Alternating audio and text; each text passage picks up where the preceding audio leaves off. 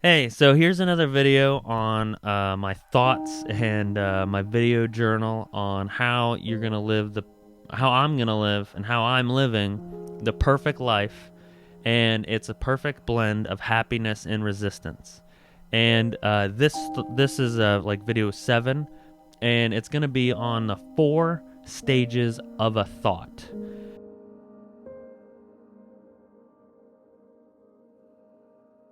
And I think that communication is very important, and that's why I made that last number 6 video, where I'm basically talking about how you can um, manipulate the environment around you by communicating with other people. And with that manipulation, you can then have the perfect blend of happiness and resistance, and that would be by staying disciplined and by staying educated, and then by being open-minded, and that will give you perfect blend of or perfect freedom. And with freedom, you'll be able to basically get the life that you envision. And I think the only way to get the life that you envision is through communication.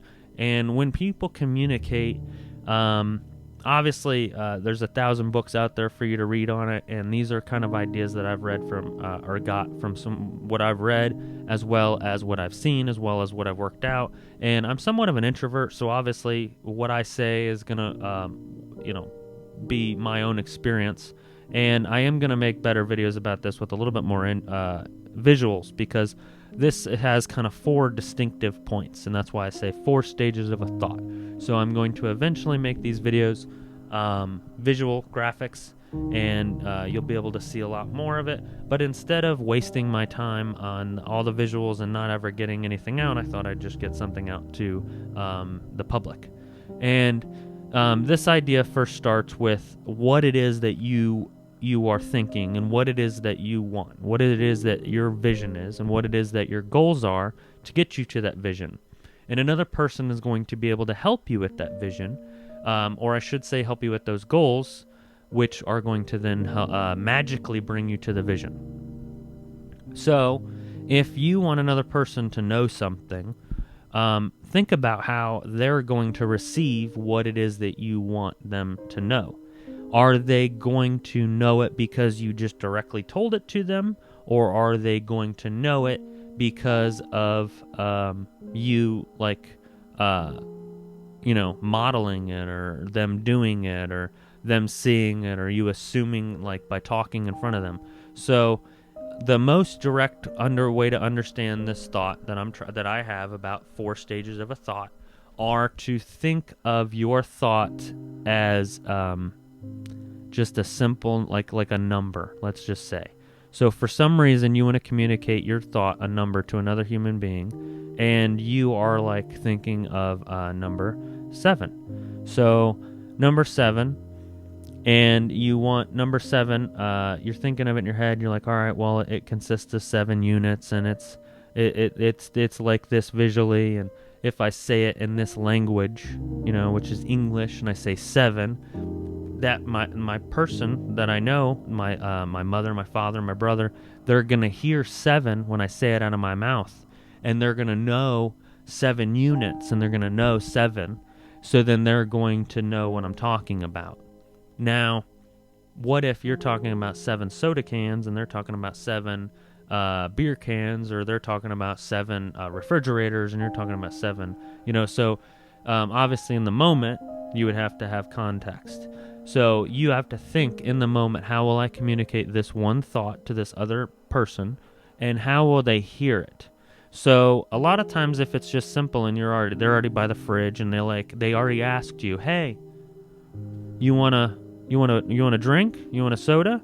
And now at that moment you've heard them say that. You know that they're asking you if you want a soda. So then you would just say back to them 37. Right? So now in your head you're thinking 37. That's stage 1. Stage 2 would be you actually choosing how to say it out loud. Are you going to say it loud? Are you going to say it soft? Are you going to say it real, with seriousness? Are you going to say it with a lot of diaphragm? You're going to clear your throat first, or you're going to say their name before it? So when you do that stage has to be impacted by the next stage, which is stage 3. Stage 3 of 4 stages of a thought is the way they heard it, right? Or the more think about it, not the way they heard it, but like think about the way that it was, that audibly it was in the world. So if you took a tape recorder, and you were able to record it, think about what that tape recorder was able to record. What did it hear? That would be stage 3. Think about it like if you had a video camera, if you had another person there, or a witness, or something else, they would be there to be the number 3. Then that's like almost like fact, right? That's what just happened. We know that by fact because that's the most amount of we have the most amount of data to support that was fact, based on a video recording or based on a witness or based on this or that. So we know that was fact. And then the 4th stage is what that person got, what they received, what they actually think that means. So let's say that you trained somebody for weeks on end, that 37 really meant 12, just whatever it is. So now whenever you say 37, now it depends on what it is that they think. So a lot of people think words mean different things than they really do, So if you think about all the words in the English language that have 2 different meanings, they could mean 2 different things. And that person in their head could, oh my goodness, I didn't even think you were thinking of that word.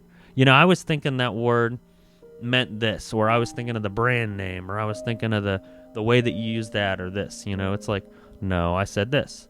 And the other problem with that is now, because I'm talking about what they heard and how they heard it and what they think of like that, well, it depends on how they interpreted that number 3. So like, let's say the recording caught you say 37, but the person had another sound going on at the same time, or there was just a lack of that sound getting to them, and now all of a sudden they heard 3, okay. So they only brought over 3, and you're like, I said 37. And you're like, I only heard thir. It's like that's what number 4 was. Number 4 was that they only heard thir. And then number 3 was that there was 37. And then number 2 was them saying 37. And then number 1 was the thought of them saying and wanting to get that thought to that person. So it becomes a lot hairier whenever it's complicated thoughts, that you're thinking. And a lot of times it's kind of like you almost feel like the chimp that founded the wheel, because you're trying to explain something that your family may not understand or your family may not whatever. And it almost takes a lot of concentration and a lot of understanding of that other party to be able to communicate the thought, or only part of the thoughts that you need to communicate that they'll accept, that without draining them and without making it to where they're like having so many thoughts and trying to figure out what you mean that it's moving what you're saying. Because the idea of understanding 4 stages of a thought are, if you have one thought and you want to basically think in your head or draw on a piece of paper that one thought, so it'd be like race car. So then you write race car down, and then you draw a line, and then you put a little bubble over there with little things that would support race car, and then maybe a statement that would think race car, whatever it is that you're trying to think of that's complicated, and that would maybe a statement, and then another statement, and then another statement, because you want to think about what's the most simplified way that I can start the statements off. And then it's a series of statements, as opposed to you say something and then they receive it because they heard it a certain way, they thought about it a certain way, it's coming from you a certain way, and it scares them off. Or it moves them over to a thought that's so far over to here that whenever you say the next thought, it doesn't bring them. It actually kind of like brings them further away, or it brings them like a little bit closer. So the idea is that you want to constantly bring their thought process closer and closer and closer, but you don't want to start over here. My biggest problem in life has always been that I want to just hammer it like a hammer.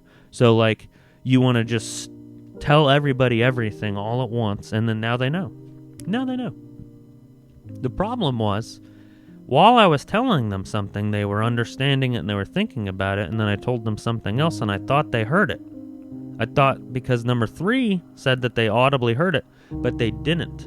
So number 4, which they were thinking about how they actually understood the thought and heard the thought, was actually never there. So in my head, I'm thinking, okay, I checked that off, I checked that off, I checked that off, I checked that off. Yeah, you checked it off on number 1, 2, 3, not number 4. Number 4, they never even got it. And then on top of that, do you realize the face you made? Like, think about the face you made earlier. What do you mean? Yeah, you made like a really horrible face. So now I'm sitting there thinking to myself, oh, okay. So then, wow, it's like if you really have like a horrible face now, they're going to just sit there and be like thinking that you're angry. So then they're going to be also not receiving what you're wanting to say as well. So then you need to kind of flow the conversation, instead of just hammering it like a nail and doing everything all at once. So the other thing was like, what's a hammer for? Is a hammer for? Yeah, so somebody walks up to you and they say, hammer for? And then you say, what's a hammer for? And then they're like, nails, and then they walk away. So it's that idea of like 4 stages of a thought, like which part of that did they actually get and understand, and then obviously they're going to say what. So if you can understand the next lineup that you get you can make a joke out of it. But this is just a thought that I've been figuring out and I'm trying to master in my life, because I've realized in groups especially, somebody may not have heard it, and then somebody that did hear it, and then they say it after you, and then everybody laughs. And I just feel like to master the moments of you getting the laugh or you getting the credit for something, understanding that dynamic of the thought being processed is really important and can really be a way for you to manipulate your environment. So thank you. If you like this video, please comment, like, subscribe. And if you hate it, please comment and like, subscribe, and then turn on notification bells so that way you can comment on every other video about how much you hate it and how much you wish that I would stop making YouTube videos because it's so horrible and that it was painful to watch. Thank you. Have a good night.